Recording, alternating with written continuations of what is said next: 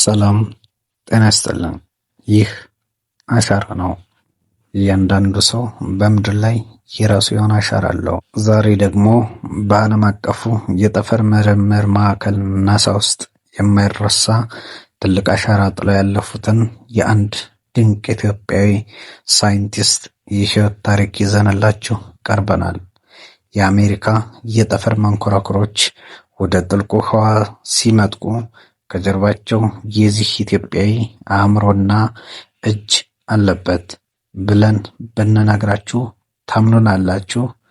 አዎ፣ እርሳቸው ኢንጂነር ቅጣው እጅጉ ይባላሉ። ከቦንጋ ከተማ ተነስተው የዓለምን የቴክኖሎጂ ጣራ የነኩት የዚህ ታላቅ ሰው ምስጢር ምንድን ነው? እስከ ቪዲዮ መጨረሻ አብራችሁን ቆዩ። ሊቁ ኢንጂነር ቅጣው እጅጉ የተወለዱት በደቡብ ምዕራብ ኢትዮጵያ በከፋ ክፍለ ሀገር ቦንጋ ከተማ በ1940 ዓመተ ምህረት ነው። ገና በልጅነታቸው ለትምህርት የነበራቸው ፍቅርና ንቃት ልዩ ነበር። የመጀመሪያና ሁለተኛ ደረጃ ትምህርታቸውን በቦንጋ እና በጅማ ካጠናቀቁ በኋላ ወደ ባህር ዳር ፖሊቴክኒክ ኢንስቲትዩት በመግባት በሜካኒካል ኢንጂነሪንግ የመጀመሪያ ዲግሪያቸውን በከፍተኛ ማዕረግ አጠናቀቁ። ነገር ግን የቅጣው ህልም እዚህ ላይ አላበቃም። የነበራቸው የፈጠራ ችሎታና ብልህነት መንግስት ወደ ውጭ ሀገር ልኮ እንዲያስተምራቸው በር ከፈተላቸው።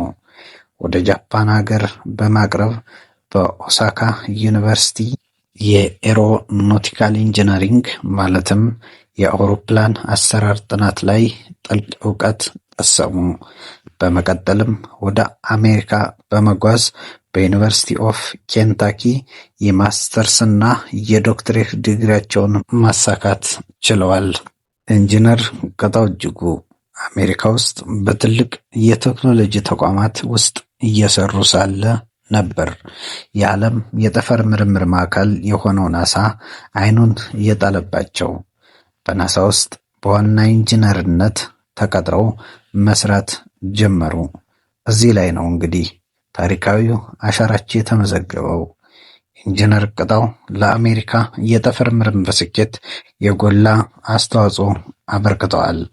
በተለይም ወደ ማርስና ሳተርን ለሚጓዙ መንኮራኩሮች የመገናኛና የበረራ ቁጥጥር ሲስተም በመቅረጽ እንዲሁም ግሎባል ፖዚሽኒንግ ሲስተም ወይም ሁላችንም የምናውቀውን ጂፒኤስ የተባለውን ቴክኖሎጂ መነሻ ለሆኑት ሳተላይቶች ዲዛይን በመስራት ረገድ ስማቸው በግንባር ቀደምትነት ይጠቀሳል። እሳቸው የፈጠሯቸውና ያሻሻሏቸው የሮኬት ሲስተሞች ናሳ ለሚያደርጋቸው የረጅም ርቀት የህዋ ጉዞዎች ዛሬም ድረስ እንደ ትልቅ መሰረት ያገለግላሉ።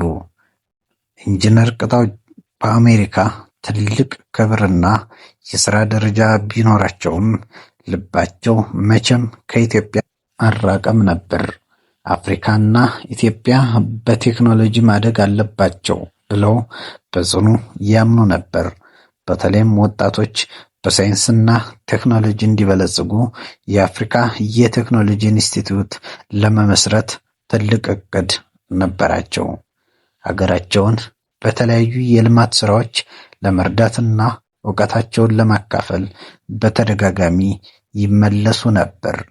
ይህ ታላቅ ሳይንቲስት እና የሀገር ባለውለታ በ2006 እንደ አውሮፓውያን አቆጣጠር ወይም በ1998 ዓመተ ምህረት በተፈጠረባቸው ድንገተኛ የጤና እክል ምክንያት ከዚህች ዓለም በሞት ተለይተዋል። ነገር ግን አካላቸው ቢለይም በናሳ የጠፈር ታሪክ ውስጥ እና በኢትዮጵያውያን ልብ ውስጥ ያኖሩት አሻራ መቼም ቢሆን አይጠፋም። የኢንጂነር ቅጣው እጅጉ የህይወት ጉዞ የሚያስተምረን አንድ ትልቅ ነገር አለ። ፍላጎት፣ ትጋትና ጠንካራ አእምሮ ካለን ከተነሳንበት ትንሽ ቦታ ተነስተን የዓለምን ጥግ መንካት እንደምንችል ያሳየናል። የዛሬው ታሪክ ማህደራችን ይህን ይመስል ነበር። ቪዲዮውን ከወደዱት ላይክ ማድረግ እንዳይረሱ። በሚቀጥለው ቪዲዮ ማንን ታሪክ እንድሰራላችሁ ትፈልጋላችሁ? በኮሜንት መስጫው ላይ ይጻፉልን። አሻራ እያንዳንዱ ሰው ታሪክ አለው። መልካም ጊዜ። ሰላም ሁኑ።